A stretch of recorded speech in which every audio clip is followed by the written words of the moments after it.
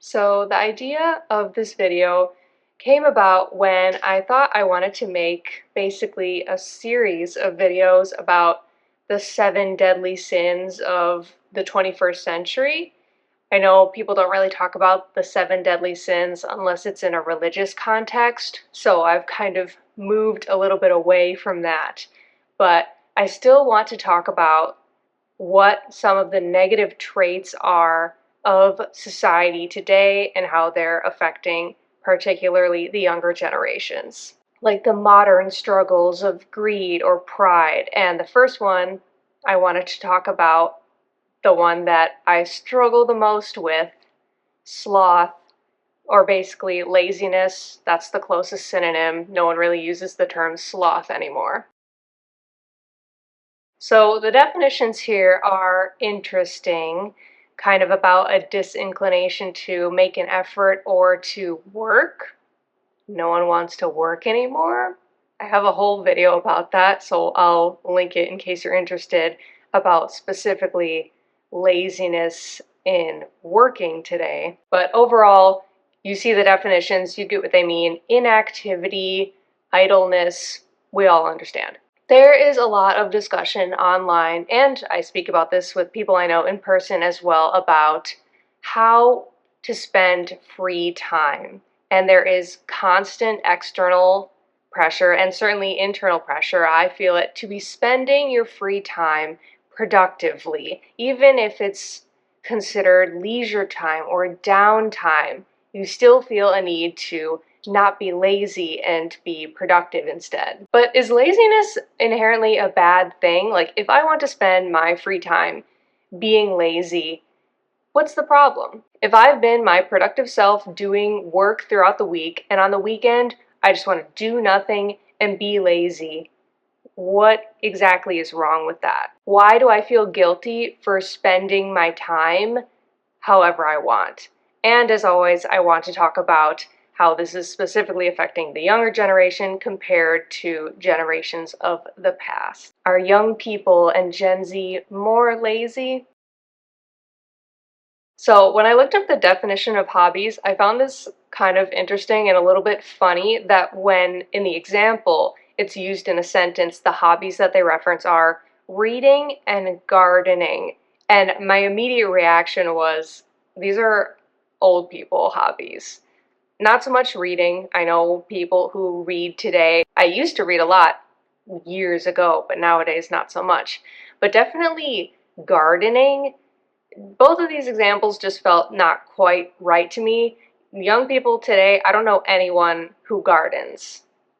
However, I feel like maybe there's another reason to explain that, but that's a whole other tangent. Even in my adult life, I feel like I have struggled with hobbies. I feel like I need to be spending my time in some better, different way. I need to find a different hobby, be doing something different with my time. So I turn to the internet and find these weird articles with hobby suggestions, and they just don't feel quite right. So many of them feel like old-fashioned, like the hobbies just feel out of date and not fitting with what young people would be interested in today, like calligraphy, needlework,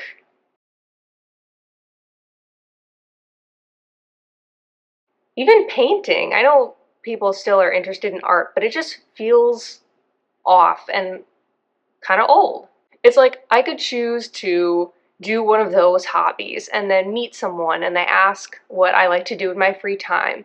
And if I respond with saying like coin collecting, they're so impressed and surprised, like, whoa, that's super unique and interesting. Can't really relate. But if I want to make friends easier and have shared interests, I'm probably better off picking a hobby that is more modern and saying, oh, I've been addicted to playing Breath of the Wild 2 because there's a better chance that so have they, or they at least know what I'm talking about. So should I go for relatability, but it's a more lazy hobby? Or should I go with a really impressive hobby that no one could call lazy, but that no one really does anymore? When I think back to like our parents or grandparents' generation, how they spent a weekend. Maybe they get up on Saturday morning and they complete whatever chores they need to do, run an errand, grocery shop, and then they have their afternoon or evening free for leisure time. And how do they fill it? I'm envisioning like this young woman, and it's 4 p.m. and she's got what she needs done, completed for the day. So she puts in a cassette tape into her radio and she dances, kind of like does a cardio dance routine in her living room for some fun exercise that she just feels like doing. Then she cooks herself a meal, like actually cooks, eats, and when she's eating the food, there is no other activity that she's doing at the same time. It's only eating dinner. After that, she goes out into the yard and waters her plants and does some weeding, and she has a little garden. And when she's done with that, she comes back in and fires up the sewing machine because she has a dress project that she's been working on for herself, so she does a little bit of sewing. Now it's like 7:30 and she heads out to meet a friend at the museum, and they walk around and talk and hang out together, and then comes home, and before she goes to bed, she reads a book. And then on Sunday, she does some jewelry making because she likes to bead bracelets. And she also calls a friend to talk on the phone. And then she goes to the tennis court to practice. But the thing is, this whole weekend I've just described of generations past spending their free time, I don't think that they were better or less lazy than young people today just because they spent their time that way. They were just a product of their low-tech environment. If that same lady was born in 2000, I would expect her weekend to be filled with Netflix and Instagram and Twitch because those are the hobbies that would surround her today. It would be normal. If you were bored in the 70s, there just wasn't technology to turn to as a hobby, so they turned to other things like I just described. Things that were not involving a screen. That weekend I just described is so weird to me because I feel like on that Monday she heads back to work and people ask how her weekend was, and she would describe it as like, oh, nothing, very average, normal, just did some of my hobbies. Like it wouldn't even faze her. It would be so painfully normal. But if I had that weekend that I just described today, this year, I would be excited to tell people about how amazingly productive and fun and fulfilling my weekend was. I would be giving myself a massive pat on the back because right now I struggle with so much of my free time being spent watching something or at least being on a screen. And I know this is the same for other young people today. If you ask them honestly, not what are your hobbies, but what is most of your spare time spent doing, the real answer, whether they want to admit it or not, is something around a screen. Whether it's YouTube, streaming TV shows, video games, scrolling on the phone. And the funny thing about watching TV, it is a hobby. It fits all the criteria of being a hobby. And yet I'm embarrassed to say that's a hobby of mine because it sounds lazy. Watching TV sounds like a lazy person hobby. If someone's asked me about my hobbies, I'm much more inclined to put forward that I play piano, and that's a hobby because I feel good about saying that I play piano. It's an enriching hobby. It's skill developing. It's mind stimulating. But if I say, oh, I like to spend over an hour a day watching YouTube videos, bad because it's a screen time hobby. But what do we expect young people today to do? Resist the incredibly popular, endlessly entertaining, and perfectly personalized TikTok and instead go out of their way to choose crafting or model plane making just because They fully understand the mental health consequences of social media and too much screen time. Even if it means being an outcast in their community, they'll still choose something that isn't screen time because it's the right thing to do. A lot of parents have limits for screen time for their kids to make sure they don't spend too much time playing games on the iPad. And on the one hand, I think this partly reinforces how amazing screen time feels in your brain and makes it feel like a special treat and you want more of what you can't have.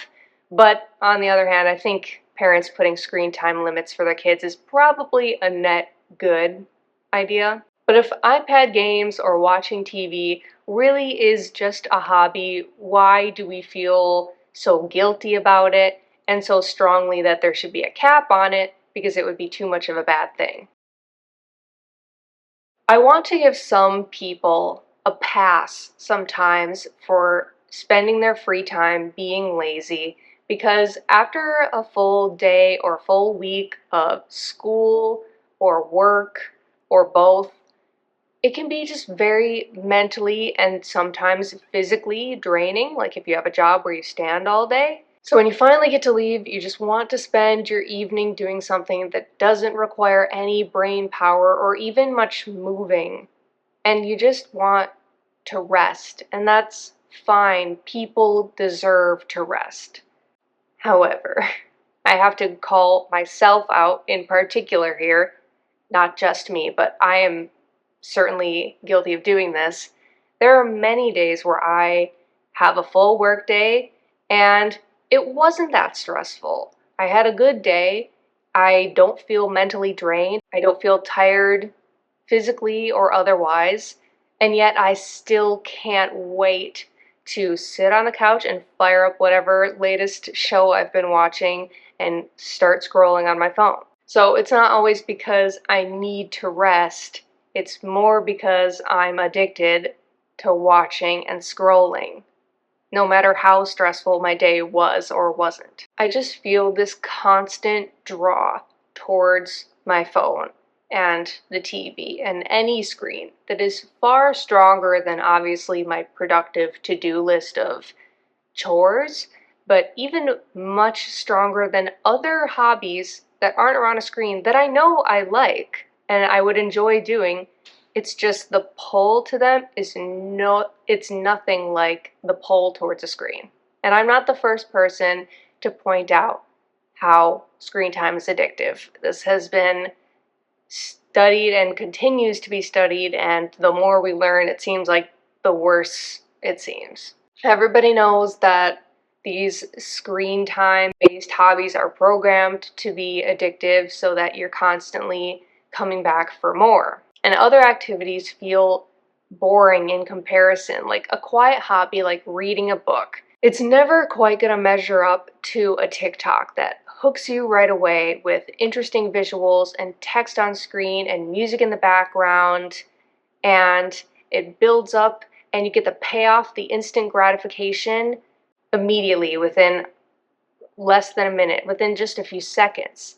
A book can have amazing payoff as well when you get to the big twist, but you're going to have to wait 75 pages to get there.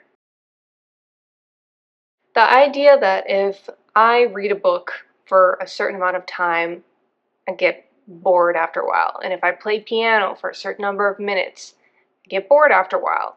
But I know that with digital media of many forms, I will not get bored. Because number one, the content is truly never ending. The spout will never run dry. My life is not long enough to watch every TikTok that I could ever potentially like. And number two, it's always changing to keep my attention. If I'm scrolling through and I'm watching some videos that are about cats and they're very cute and I'm smiling, I'm enjoying it, but then I get to like the seventh video, I'm like, okay, and that's about enough cats. I watch it a little bit less, I scroll a little faster, the algorithm immediately picks up on that and switches to maybe a comedy or a commentary TikTok. It knows that I want to see something different and it wants to keep me there. There's just so much entertainment, and it feels like I could do this consecutively for hours on end, and no other hobbies could ever come close to that never-ending feeling. Some people have said we're in a golden age of entertainment, and I don't know if I agree or disagree with that. Like, if you look at YouTube, there's 800 million videos on YouTube, and some of them are awful, and some of them are amazing. And I can't really decide if I think that instead of all that quantity, they should all be of great quality, but then there's only 5,000 videos. Is that how it should be? Part of me wants to be like, fuck this whole idea that our free time needs to be spent in a productive way. And if we're being lazy, it's bad, because the people saying this are like those grind hustle culture people who believe that you're 5 to 9 before you're 9 to 5, and then you're 5 to 9. Those beginning and end have to be filled up with your side hustles and other work adjacent hobbies that feel like work.